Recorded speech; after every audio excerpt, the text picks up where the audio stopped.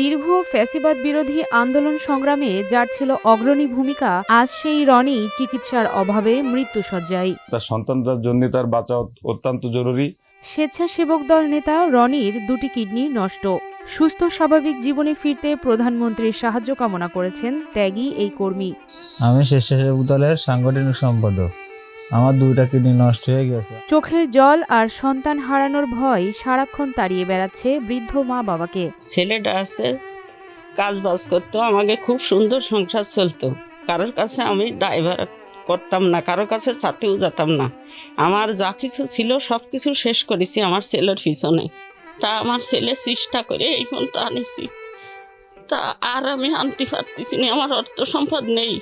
আমার স্বামীর জন্য, আমার স্বামীর সংসারে 6টা লোক খাইয়ে দিয়ে চলতেছি। এই ফোনটা আইসি আনে ওর চিকিৎসা করতে আমি পারতেছি না।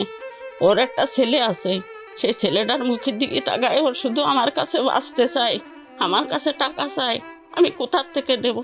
তাই আমি সরকারের কাছে আবেদন করতেছি যাতে আমার ছেলেরা চিকিৎসা করে, যাতে আমার ছেলে আমার বুকে থাকে।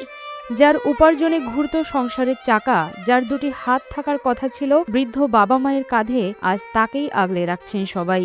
অন্যের সহযোগিতা ছাড়া বিছানা থেকেও উঠতে পারেন না রনি।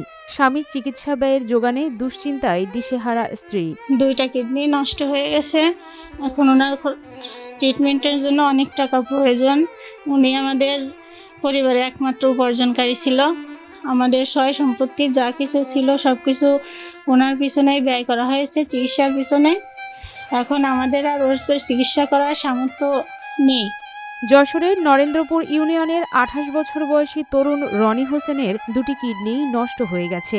অর্থের অভাবে চিকিৎসা বন্ধ হওয়ার উপক্রম হওয়ায় তাকে বাঁচাতে সরকার ও বিত্তবানদের সহযোগিতা চেয়েছে পরিবার। 28 বছর বয়স, দুটো কিডনি ড্যামেজ হয়ে গেছে। এখন এই বৃদ্ধ বয়সে আমার এই দেখার মতন কোনো লোক নেই। যদি ছেলেটা যদি ভালো হয়ে যায় তাহলে গোটা পরিবার দেখতে পারবে। সরকারের কাছে আমার আবেদন, অমেদের কাছে আবেদন যে আপনারা আমার এদিকে একটু লক্ষ্য রাখেন। যশোর সদর উপজেলার নরেন্দ্রপুর ইউনিয়নের 5 নম্বর ওয়ার্ড জাতীয়তাবাদী স্বেচ্ছাসেবক দলের সাংগঠনিক সম্পাদক মোহাম্মদ রনি হোসেন। মাত্র 28 বছরের এই তরতাজা যুবকের দুটি কিডনি বিকল হয়ে গেছে। তিনি আবারও সুস্থ হয়ে রাজনীতির মাঠে ফিরতে চান, কাজ করতে চান সাধারণ মানুষের জন্য।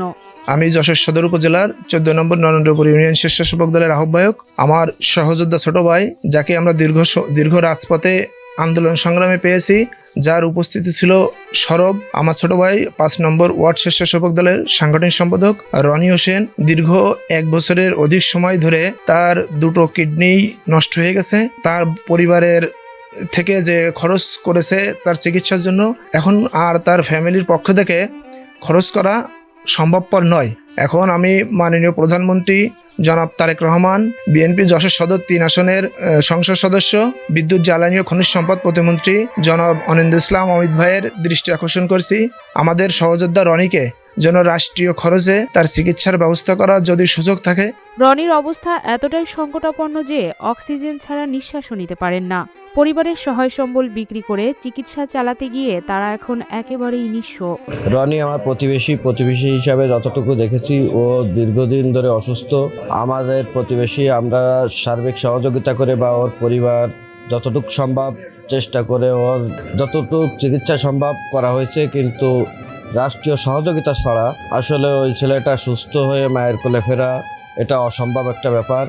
এই জন্যই আমি বর্তমান সরকারের কাছে অনুরোধ করছি যে রনির প্রতি একটি সদয় হতে, তার চিকিৎসার ব্যাপারে একটু সদয় হওয়ার জন্য। রনির এমন করুণ পরিণতিতে প্রতিবেশীরা সাধ্যমতো সহযোগিতা করলেও তা দিয়ে চিকিৎসা চালিয়ে নেওয়া সম্ভব হচ্ছে না। বাবা মা সন্তানের সামনে রনির এই ধীরে ধীরে ফুরিয়ে যাওয়াটা স্বজনদের সাথে সাথে কাঁদাচ্ছে দীর্ঘদিনের রাজনৈতিক সহযোদ্ধা ও প্রতিবেশীদের। কিডনি প্রতিস্থাপন ছাড়া রনিকে বাঁচানো সম্ভব নয়, যে অর্থ জোগাড় দিনমজুর বাবার পক্ষে একেবারেই অসম্ভব। তবুও আশায় বুক বেঁধেছে রনির বাবা মা, স্ত্রী, সন্তান। তাদের বিশ্বাস মানুষের ভালোবাসা আর সহযোগিতায় রনি সুস্থ জীবনে ফিরে আসবে।